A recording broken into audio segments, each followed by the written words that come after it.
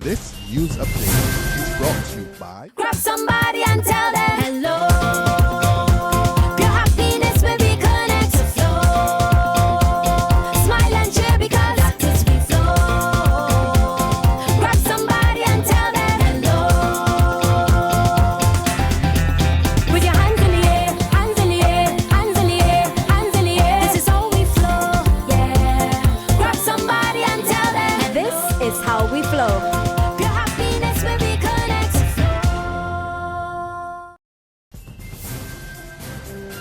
This is the Barbados Today evening news update from Wednesday, October 14. Thank you for joining us. I am Mary-Claire Williams. The seventh man charged with the murder of Jamal Worrell has been remanded to prison until November 9th. 23-year-old Rico Jabarry McClean of Fairfield Crossroad, Blackrock, was not required to plead when he appeared in the District E Magistrate Court in connection with Worrell's shooting death on October 2nd at the Bleak in Indian Ground, St. Peter. 6 other St. Michael men have been jointly charged with Worrell's murder and are currently on remand. All 7 will return to court on the same day. A 52-year-old St. Michael man was remanded until November 11th when he appeared in court today, charged with 9 fraud-related offences. Police say 52-year-old Lester Howell of Britton's Hill was not required to enter a plea. He's accused of committing the offences against a number of commercial banks amounting to around $200,000 between February and October this year. According to the lawmen, the offences include criminal deception, going equipped, uttering forged instruments, and theft. 2 young children are being treated in hospital for injuries sustained in an accident this afternoon. Police Public Relations Officer, Acting Superintendent David Welch, gives the details. An accident with slight injuries occurred around 3 minutes past 3 today on Sion Hill Road, St. James. It involved a motor car driven by a St. Thomas resident by the name of Tanya Mears and 2 brothers, age 4 and one age 7. Apparently, the extent of their injuries are unknown at this time. They were taken to the QH by ambulance. A shot in the arm for Barbados' agriculture industry. Canada is investing close to $300,000 in the sector to help farmers boost their productivity and efficiency. This morning, the Chief Executive Officer of the Barbados Agricultural Society, James Paul, and the Director of the World University Service of Canada, Douglas Graham, signed a sub-project agreement. It also provides for setting up of model plots on various crops such as onions. Graham said the objective is to field test different varieties to make sure the proper agricultural techniques are being used to increase productivity and quality. He said Canadian experts would also be working with local farmers and the BAS to help them meet the demands of the market. Part of it is looking at systems, trying to sort of improve the ability of BAS to work with their farmers and manage the scheduling of planting so that you get a more consistent supply, and also choosing and selecting which crops to plant so that you don't get an oversupply of one crop and an undersupply of another, but rather a better sort of planned, more streamlined flow of produce going into the markets. We're also providing some technical assistance, both through our staff, and we're also looking at maybe being a Canadian volunteer to work with BAS to essentially become part of the BAS team to help sort of develop and build this. Paul describes the project as a watershed for the sector, and he said the provision of a volunteer Canadian field officer and the proposed upgrade of the BAS data system are key benefits for local farmers. The aspect of course, is the data management system that we put in place. We do collect data at the moment on the farm production statistics of BAS. But what we recognize is that system needs to be reviewed, needs to be revised, and certainly upgraded. And I think one of the key outputs of this project will be enhancing the ability of the BAS to be able to produce statistical information on the performance of the farmers, which is absolutely essential, especially if we are going to the point where we are being market-driven in terms of trying to satisfy the market demands for produce at the same time. And what is key is that volunteer, yes, will be coming, but at the same time, written into the contract will be the skills transfer that will be afforded. That was one thing that's extremely important, where we're going to have BAS staffers at the same time being trained in implementing those processes and systems. And of course, he also forgot to mention the fact that also too that will be at least be afforded the opportunity to introduce an additional member of staff, okay, who will also be subjected to that training. There's regional and international news after this short break. Secure your future, be financially strong. Since 1983, we have been there for you. A smart range of products, great tax benefits.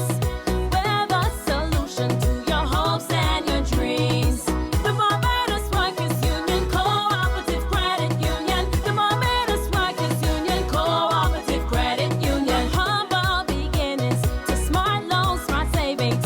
Save smart and borrow smarter, that's the move for me.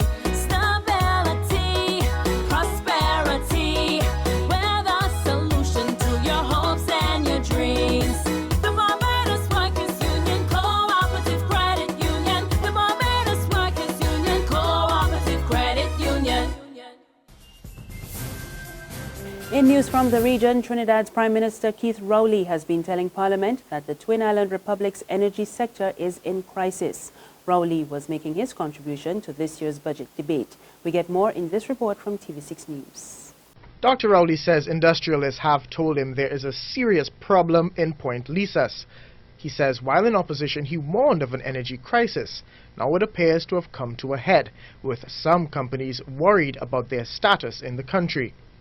As Prime Minister of Trinidad and Tobago, I'm saying to you tonight, this gas shortage in Trinidad and Tobago is a serious problem. It is not temporary, it is very serious, and there could be serious consequences for the people of Trinidad and Tobago. Last week I met with one of the major operators in Point Lisas, who alerted me to the fact that they are considering importing some aspect of energy so as to continue operating in Point Lisas. Dr. Rowley tells his ministers that it's time to cut back the spending. One way of doing that is to create new arrangements for government travel. He says ministers will not be flying all over the world because it's not necessary and the country cannot afford it. He says that's quite the opposite of what the former administration did. And I think it is extremely wasteful for the Prime Minister of Trinidad and Tobago to fly for 636 hours in helicopters in this country. The record shows that the last Prime Minister occupied helicopter time of 636 hours, 415 missions at a cost of over $6 million. Sticking with travel, Dr. Rowley also said all government vehicles must now carry government insignia so that the public can identify them in order to easily prevent the abuse, which also happened under the former administration. And finally, a temporary pedestrian bridge over a main route in South Africa collapsed today, killing at least 2 people and injuring 20. The bridge fell onto the motorway between Johannesburg and Pretoria, crushing several vehicles. More in this BBC report.